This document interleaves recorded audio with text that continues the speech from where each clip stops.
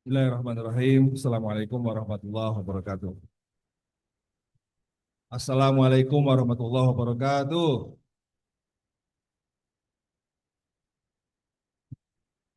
Ikan hiu makan duren. I love you, Alisa Hadijah yang keren-keren.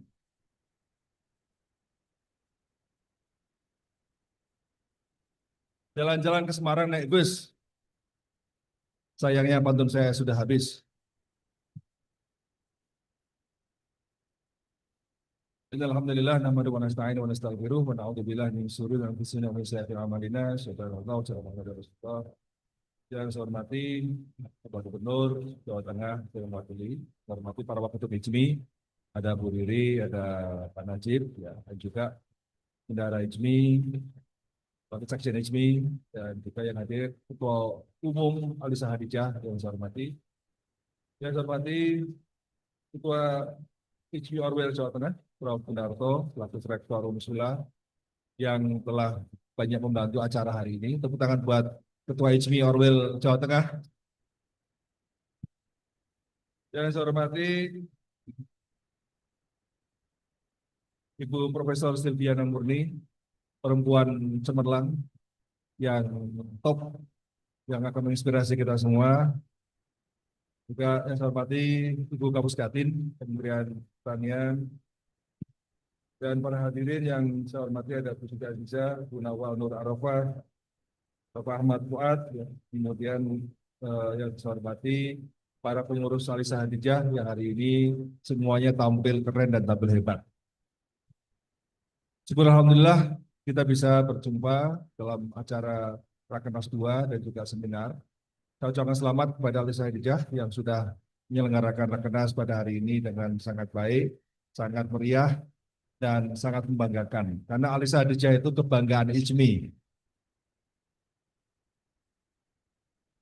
Undangan yang paling sulit ditolak adalah undangan dari Alisa Hadijah.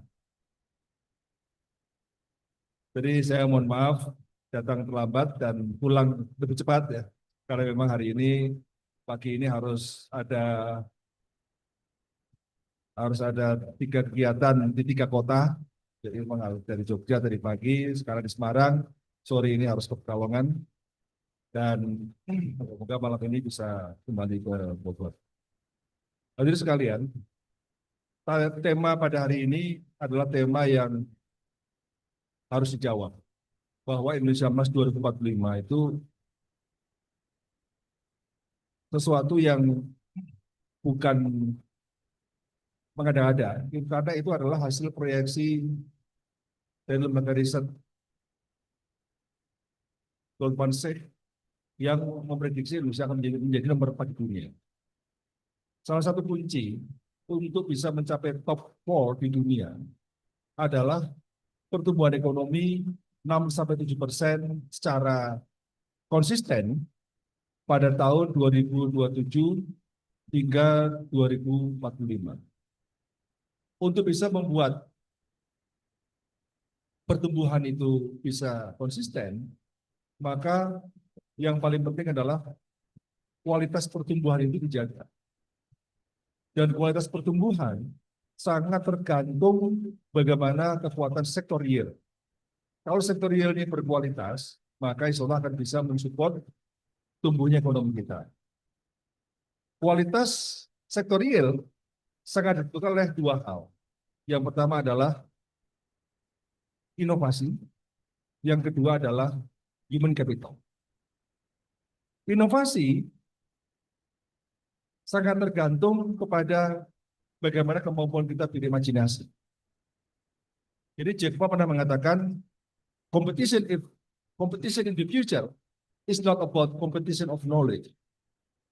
It is competition of creativity, competition of imagination, competition of learning. Jadi membuat kita ini bisa bertahan di masa depan adalah kemampuan kita dalam kreativitas, dalam imajinasi, dan juga dalam pembelajaran.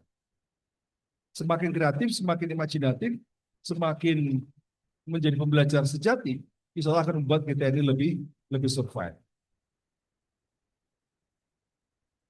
Jadi Ibu sekalian, teori mengatakan bahwa perubahan teknologi itu berkembang secara eksponensial, itu paling cepat. Jadi kecepatan perubahan itu adalah kecepatan perubahan teknologi. Di dunia ini yang abadi apa? Yang abadi adalah perubahan. Dan perubahan paling cepat adalah perubahan teknologi. Kedua adalah perubahan individu. Karena mudah bagi ibu sekalian, sekarang sudah menggunakan digital, ya. Semua ibu-ibu yang sebelah kanan, itu yang sedang pakai HP, yang sedang tertawa-tertawa, yang sedang makan, semuanya menggunakan HP, mau beli apapun, Shopee, apalagi, dan kawan-kawan online sekarang sudah adaptif. Perubahan individu. Yang ketiga, baru perubahan bisnis. Yang keempat, perubahan public policy. Jadi 4 kelompok yang mampu merespon perubahan itu paling lambat adalah public policy. Makanya di dunia manapun, pemerintah itu selalu dianggap kurang cepat merespons tantangan perubahan teknologi. Ingat tidak pada waktu awal mula berkembang Gojek? Pemerintah bingung. Ini regulasinya seperti apa? Karena apa? Karena memang belum ada undang-undangnya, belum ada presiden sebelumnya, belum ada contoh di dunia manapun untuk mengatur melakukan regulasi terkait dengan soal Gojek. Artinya apa? Perkembangan teknologi begitu cepat, masyarakat mudah beradaptasi, langsung download, kemudian langsung bisa menggunakan, kemudian dunia bisnis kemudian mengikuti. Sekarang semua pesan-pesan menggunakan aplikasi. Baru regulasinya baru terakhir ini. Nah, untuk bisa menghasilkan inovasi-inovasi yang cepat tadi, kita persoalannya adalah tergantung pada sejumlah hal.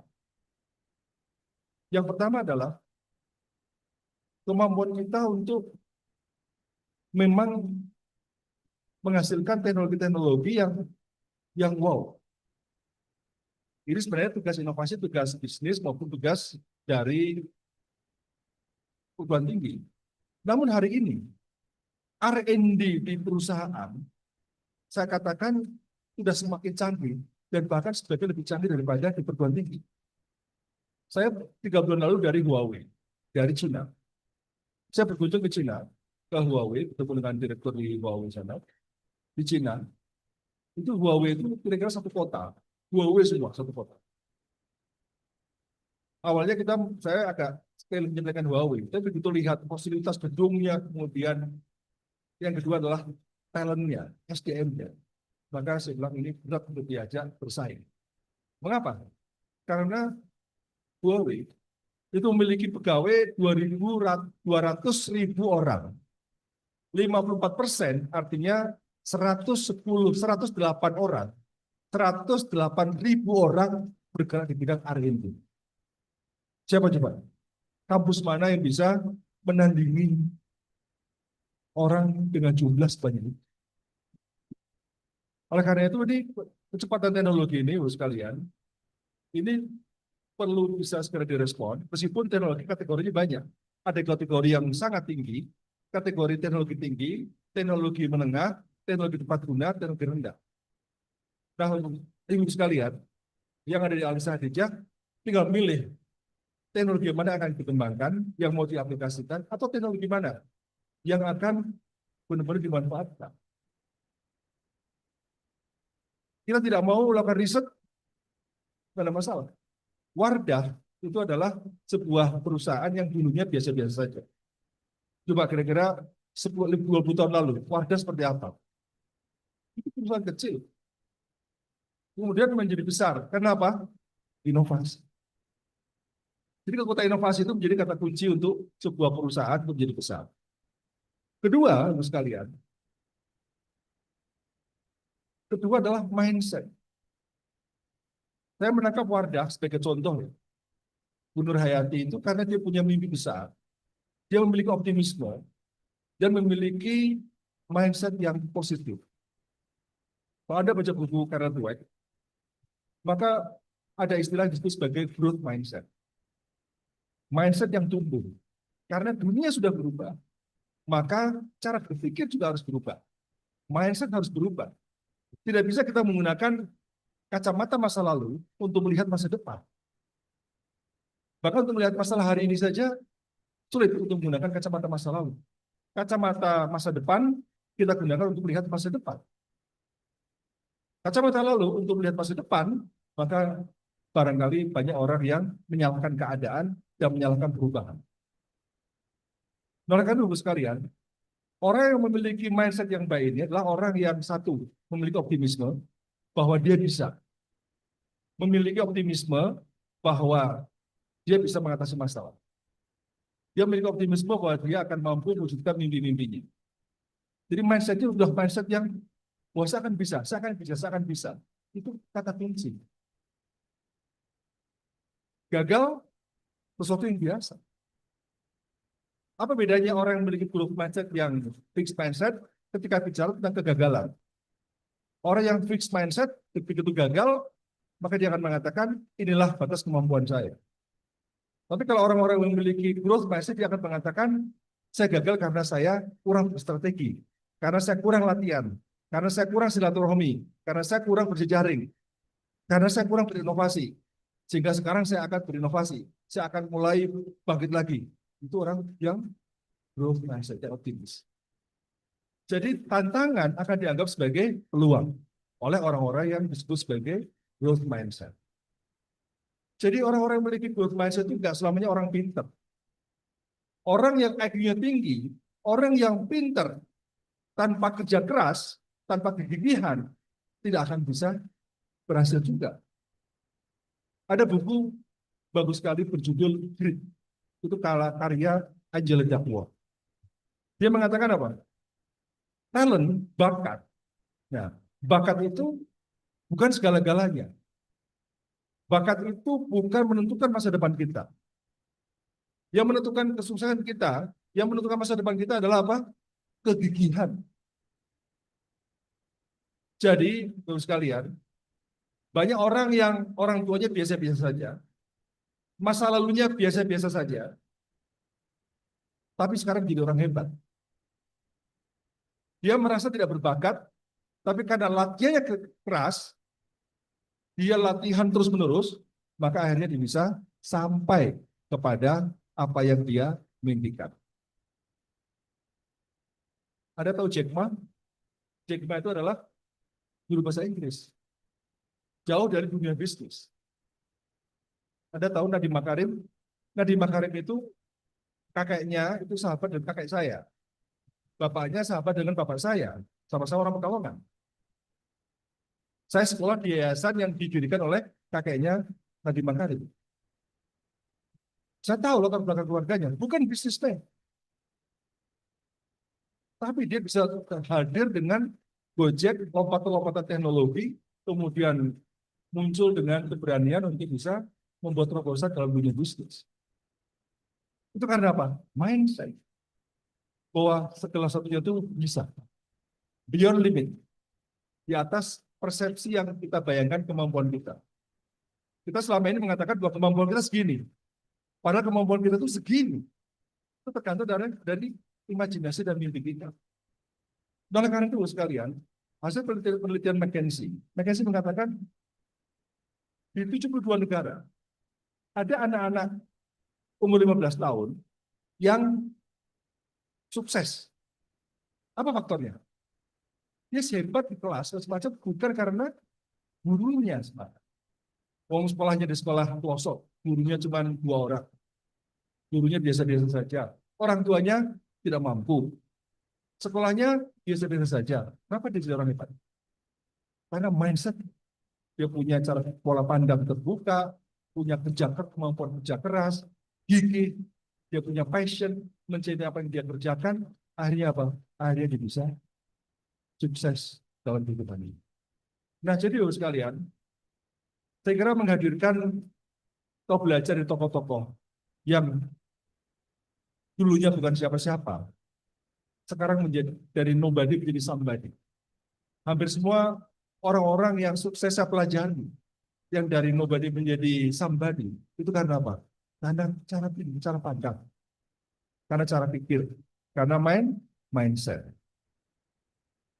Nah, oleh karena itu, sebenarnya kemampuan kita itu bisa kita asah. Karena sebenarnya kata kuncinya adalah pada willpower, kekuatan kemauan. Manjada wajada. If there is will, there is way. Kalau ada kemauan, pasti ada jalan. Ada hadis qudsi yang mengatakan, Allah akan berkehendak sesuai dengan prasangka hambanya. Jadi kalau kita punya prasangka yang baik, bahwa kita akan menjadi orang hebat, kita akan menjadi orang sukses, itulah kehendak Allah akan di situ. Tapi kalau kita berprasangka kita ini akan tidak mampu, kita akan miskin, itulah yang akan terjadi. Jadi cara pandang, cara pikir itulah yang pertama harus dibongkar. Yang tugas alisnya jadi adalah bagaimana melahirkan orang-orang pengusaha-pengusaha muslimat dengan mindset yang tadi, yang growth mindset tadi, pada optimisme, suka sesuatu hal yang baru, yakin bahwa dirinya bisa, semua tergantung pada will, kekuatan, kemauan. Nah, kekuatan kemauan itulah kemudian membuat kemampuan kita bisa baik. Orang sering mengatakan bahwa orang maju karena kemauan, kemampuan, dan kesempatan. Dan sering disebut bahwa kesempatan adalah faktor yang paling penting. Tapi saya tidak sepakat yang mengatakan bahwa kesempatan adalah faktor terpenting. Karena paling penting apa? Will power, kemauan dulu. Karena dengan kemampuan bisa diasah. Dengan kemampuan, maka kesempatan bisa diciptakan. Jadi ada tiga tipe. Ada orang yang memang sukanya menunggu kesempatan. Itu penuh dengan ketidakpastian.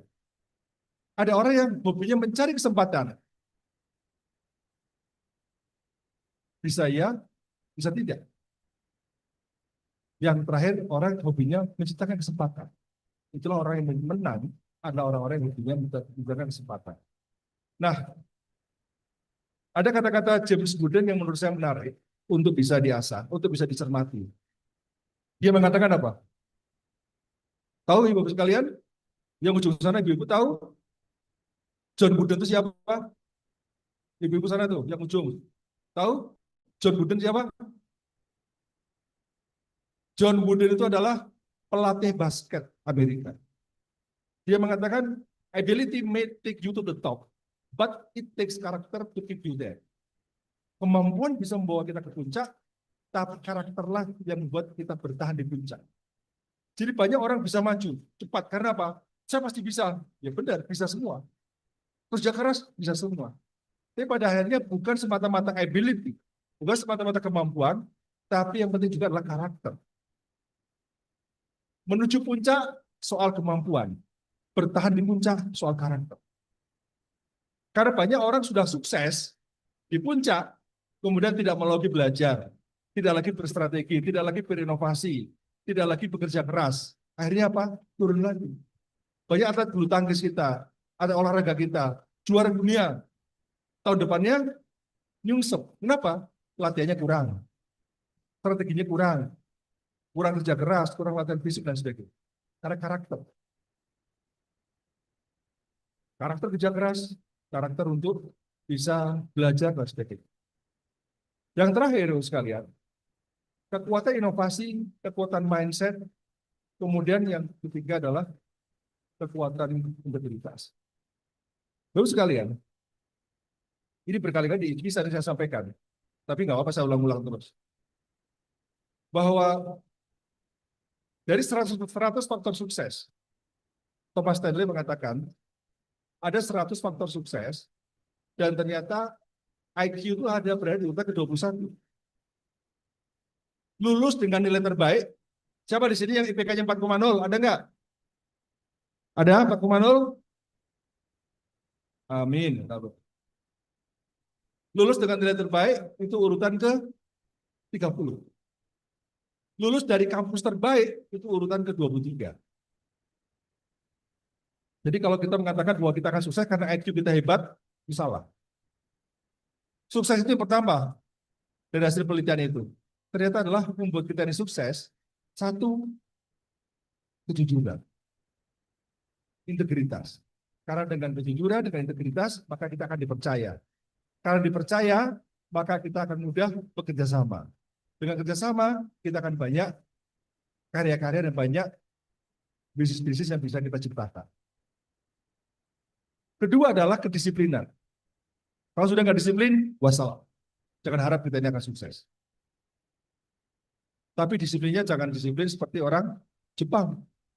Ada orang Jepang itu disiplinnya itu disiplin, tapi kadang-kadang agak ini saya cerita sedikit ya.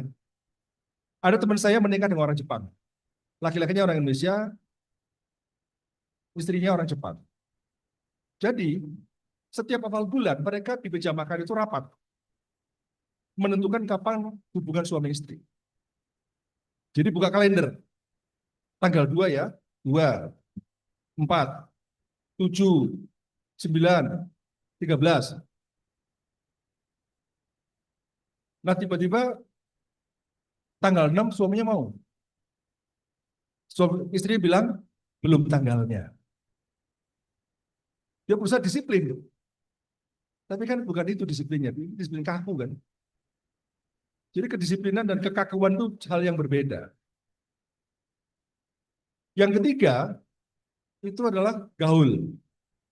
Kalau orang wajahnya itu jutek, wajahnya itu membuat orang jadi sebel, meskipun dia jujur, meskipun dia pinter, meskipun dia disiplin, jangan harap juga akan sukses. Orang yang sukses itu orang yang banyak senyum, menyenangkan orang. Jadi kalau wajahnya itu udah ngajak berantem dari awal, orang sudah udah kabur duluan.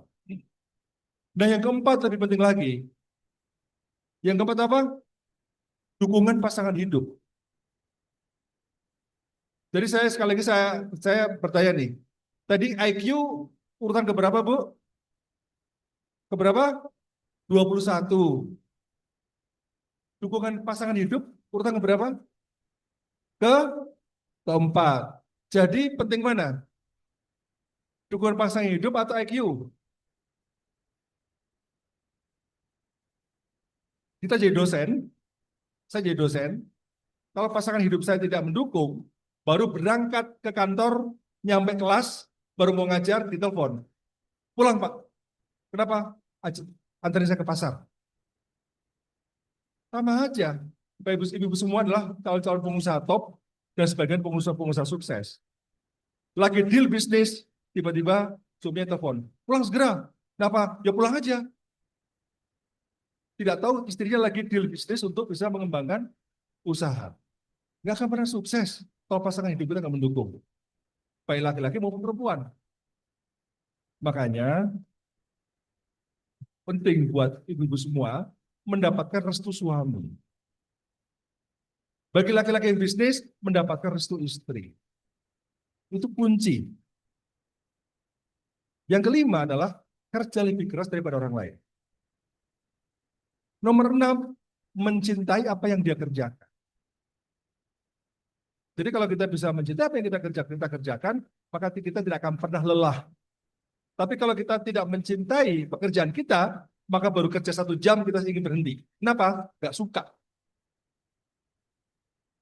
Jadi 6 faktor inilah sekalian yang menjadi kekuatan kita dalam karakter, dalam integritas, ya, dalam soft skill, yang akan menjadi pelengkap dari inovasi tadi yang tadi saya cantumkan, kemudian dari mindset yang ada. Yang ketiga adalah karakter dan integritas atau soft skill yang harus kita miliki. Jadi 3 ini moga menjadi modal, dan moga-moga Alisa Hadijah, Bu Ina ya, untuk bisa mendorong kader-kader Alisa Hadijah untuk memiliki 3 ini, dengan berbagai pelatihan, dengan berbagai uji coba, agar bisa menjadi opportunity creator, pencipta kesempatan. Bukan penunggu kesempatan, bukan hanya sekedar pencari kesempatan. Menciptakan kesempatan itu adalah ibadah. Sebelum saya tutup, ada hadis yang mengatakan, khairun nas anfa'uhum linnas. Sebaik-baik manusia adalah yang memberi manfaat untuk orang lain. Memberi manfaat itu bervariasi. Ketika Bu Ina memberikan permen kepada saya, ada manfaatnya enggak? Ada. Manfaatnya hanya 10 menit. Tapi kalau Bu Ina memberikan ilmu kepada saya, Pak Gunarto memberikan ilmu kepada saya, Bu Sylviani memberikan ilmu kepada saya, maka ilmu ini akan terus berkembang, berkembang, berkembang. Apalagi kalau saya praktekkan ilmunya, itu kemudian bermanfaat pada orang lain, kemudian terus bergulir, maka manfaatnya akan jangka panjang, manfaatnya akan lebih lama, jangkauannya lebih luas, memiliki multiplier efek yang besar untuk perubahan dan untuk kemajuan. Oleh karena itu, tentu saya berharap bahwa mentalitas kita di sini adalah mentalitas orang-orang yang ingin memberi manfaat untuk orang lain.